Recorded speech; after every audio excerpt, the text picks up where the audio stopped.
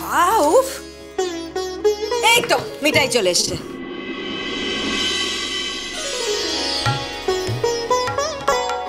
Somjit uncle, তুমি না কি বলবো, একটা প্রণাম করতে দাও তোমায়। এই যে বাজারে গেছি, বাজারে মানে মানে সব তুলে নিয়ে এসেছে পারলে, মানে শেষই হচ্ছে না বাজার করা। দেখছো চলে এসছে। আরে চলে এসেছে তো কি হয়েছে?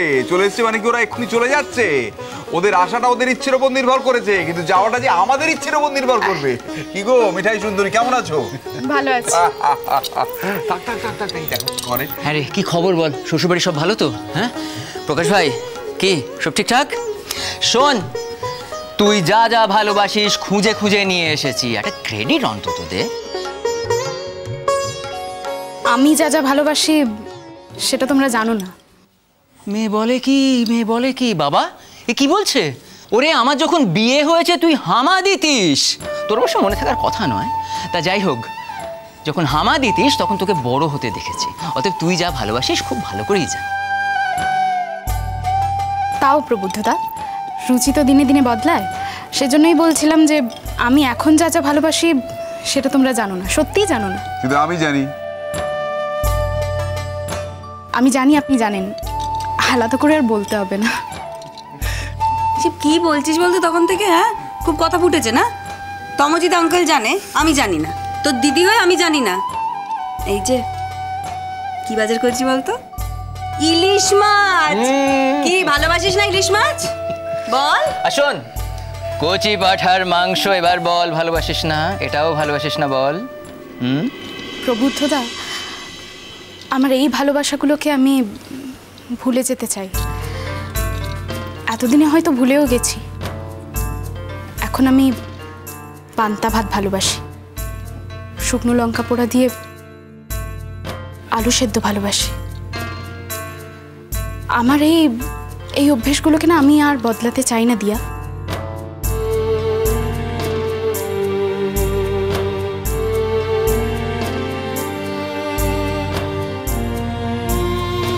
তোমরা ভালোবেসে এটুকু করে দিলেই হবে। আমি বুঝতে পেরেছি, সম্পূর্ণরূপে বুঝতে পেরেছি। তুমি প্রকাশকে অন্তরে বাহিরে গ্রহণ করতে পেরেছো। এভাবে সম্পূর্ণরূপে গ্রহণ করতে না পারলে নিজের এতদিনের প্রচলিত অভ্যাসগুলোকে তুমি ত্যাগ করতে পারতে না, কখনো পারতে না। কিন্তু somehow আমি জানতাম তুমি পারবে, এই বিশ্বাস আমার ছিল। বাহাকে দেখি এই বিশ্বাস আমার মনের মধ্যে একটা জায়গা করে নিয়েছিল। বাহা তো পেরেছে, তাই মনে হচ্ছিল তুমিও পারবে। বাহার কথাটা ভাবো, কত প্রতিকূলতা, কত নিদারুণ পরিস্থিতি, তার মধ্যে দিয়েও সবকিছু অতিক্রম করে সে তার ভালোবাসাকে বাঁচিয়ে রাখতে পারলো তো শেষ পর্যন্ত। হ্যাঁ, এটা কি কম কথা? সে কতবার তার এই মাটি ছেড়ে চলে যাবার কথা বলেছে, কিন্তু যায়নি একবারও।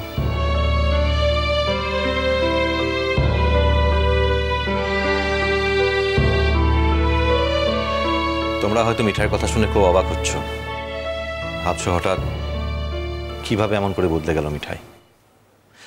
কিন্তু জেঠুমণি, আজ আমার বোনের জন্য আমার গর্ব হয়, অহংকার হয়। যদিও এই অহংকার বাহারই দান, আগে এই অহংকার শুধু আমার বাহার জন্যই হতো। কিন্তু বাহাকে এরকম ভাবে চোখের সামনে না দেখলে কিন্তু মিঠাই আজকের মিঠাই হতো না। আমাদের মনের সব নাগরিক অন্ধকার দূর করে বাহাই একমাত্র পারে আমাদের মনকে আলোকিত করতে।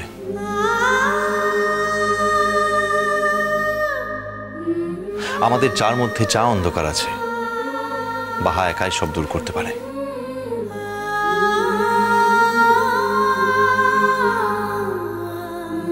আরে কি হচ্ছেটা কি? আরে কখন থেকে বকবক আনছো? মেলা সময় তো হয়ে যাচ্ছে, বরণ টরণ কিছু হবে কি হবে না? কি ভেবেছো? হ্যাঁ, এখানটা আমার ভাই আর ভাইয়ের বহুটো আনছে, ওদিকে কেউ লাই নাকি? মু কিন্তু আনছি রায় বাগিনী ললচ্চ, ঠিক আছে? বরণটা করো কি না? তারা কিনে খানতে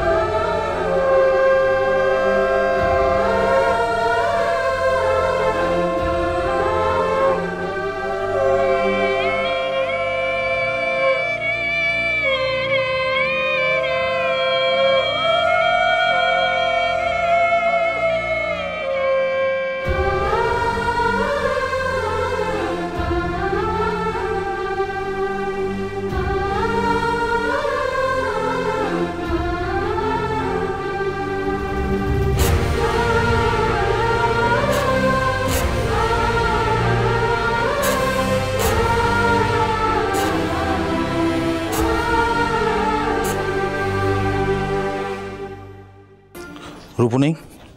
না, কোথায় গেছে? জানি না। সে কি সবসময় আমাকে বলে যায় নাকি?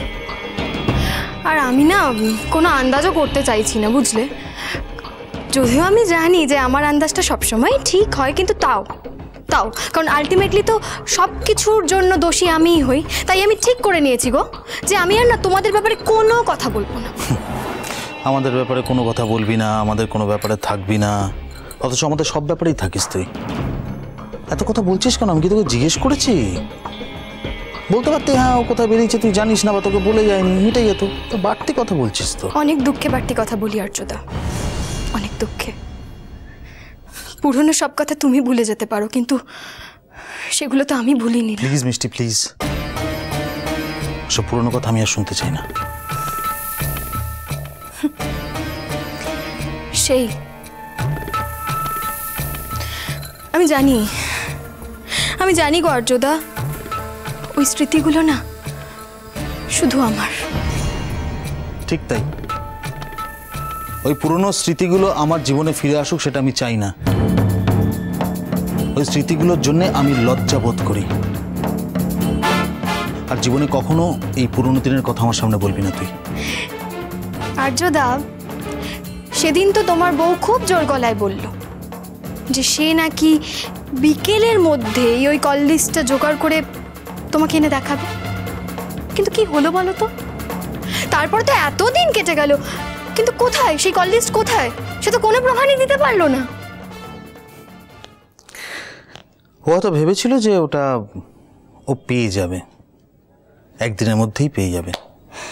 তো সব কিছু তো একটা প্রসেস থাকে, তো এটারও আছে, সেই জন্য হয়তো সময় লাগছে। কিন্তু কল লিস্টটা ও পাবে এবং আমাকেও দেখাবে।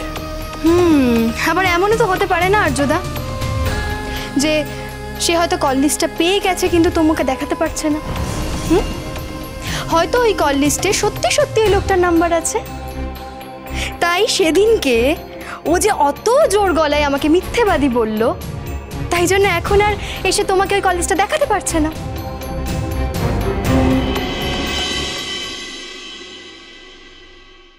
কিন্তু আজকে একটু অনিমেষের কাছে গিয়েছিলাম সরি চাইতে। সরি মানে? ওর কাছে ক্ষমা চাওয়ার জন্য আমাকে দুবার ভাবতে হয়নি আর্য। দাদা তুমি না কি বলছো আমি বুঝতে পারছি না, এটা পরিষ্কার করে বলো তো। এই ক্ষমা চাওয়া, মাথা নত করা, এটা আবার কি নাটক? এতদিন পরে সেই কল লিস্টটা বেরোলো নাকি? মিষ্টি কুটুম মিষ্টি কুটুম মিষ্টি কুটুম।